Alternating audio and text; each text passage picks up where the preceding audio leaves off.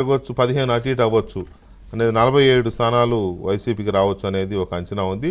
Tough ఫైట్లో 19 స్థానాల్లో ఫలితం నువ్వా నేనా అనేది తెలియకుండా ఉంది.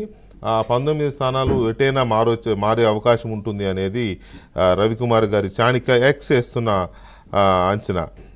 రైట్, ఒకసారి మనతో రఘురామరాజు గారు జాయిన్ అయ్యారు, పట్టాభి గారు జాయిన్ అయ్యారు, అలాగే సిపిఎం సీనియర్ నేత మాజీ శాసనసభ్యులు గఫూర్ గారు కూడా జాయిన్ అయ్యారు. ఒకసారి మనం రఘురామరాజు గారితో మాట్లాడదాం.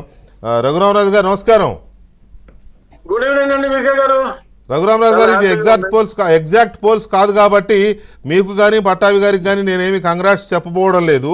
ఇవి ఓన్లీ ఎగ్జిట్ పోల్స్ మాత్రమే. మీరు ఆనందం చేసుకోండి కానీ సో ఇంకా చాలా వస్తున్నాయి, చాలా పోల్స్ వస్తున్నాయి. బట్ మోరార్లెస్ అన్నీ ఇంచుమించుగా 110 నుంచి 160 వచ్చినవి కూడా ఉన్నాయి కూటమికి. సో ఏంటి మీ ఇనిషియల్ రిమార్క్స్ ఏంటి? ఇనిషియల్ రిమార్క్స్ డెఫినెట్ గా అంటే అంచనాలకి కొంత ఓకే, 1-2 సర్వేలు చాలా ఎక్కువ దూరంగా ఉన్నాయి. నేను ముందు నుంచి కూడా మన డిస్కషన్స్ లో మాట్లాడుకున్నప్పుడు 125 సీట్లకి ఎటువంటి డోకా లేదు. ఆ పైన ఆ స్వింగ్ ని బట్టి అని అనుకున్నాం. పీపుల్స్ పల్స్ డెఫినెట్ గా అది రవిచంద్ర గారు, నాకు ఆయన వ్యక్తిగతంగా చాలా పరిచయం, చాలా బ్యాలెన్స్డ్ గానే ఉంటుంది ఆయనది. ఆయన ఇచ్చారు అంటే దాని మీద పలానా పార్టీ నెగ్గుతుంది అంటే ఒక 10-15 ఎక్కువ వస్తాయి కానీ తగ్గవు. అది 110-111 ఇచ్చారు కాబట్టి ఇట్ ఈస్ క్లోజ్ టు 125. అలాగే మరి అక్కడ Ravi is also a very good psephologist. Ravi ఇది కూడా ఇప్పుడు మీరు చెప్పారు కదా 109 ప్లస్ సంథింగ్ అని, ప్లస్ ఆర్ మైనస్ అని. ఐ థింక్ అది సర్టన్లీ ప్లస్ సైడే ఉంటుంది.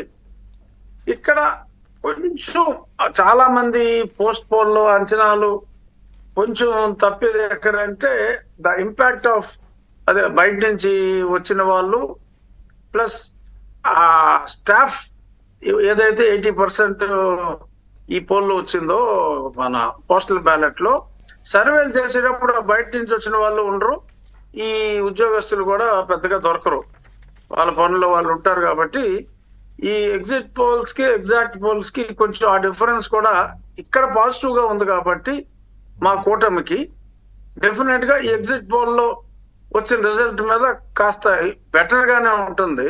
సో అందుకని 110-115 మేము ఎక్స్పెక్ట్ చేసిన కనీసం 125కి దగ్గరగానే ఉన్నాయి.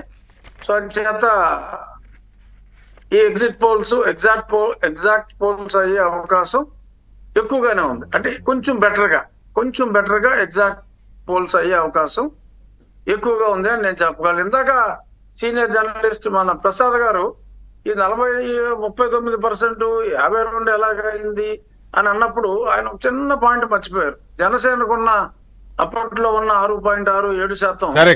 యాక్చువల్ గా టీడీపీ జనసేన పాలు నీళ్ళలాగా కలిసిపోయినాయి. 100% ఓట్ ట్రాన్స్ఫర్ అని చెప్పలేకపోయినా 99% అయితే ఖచ్చితంగా ఓట్ ట్రాన్స్ఫర్ అయింది. నేను కల్లారా ప్రత్యక్షంగా చూసా.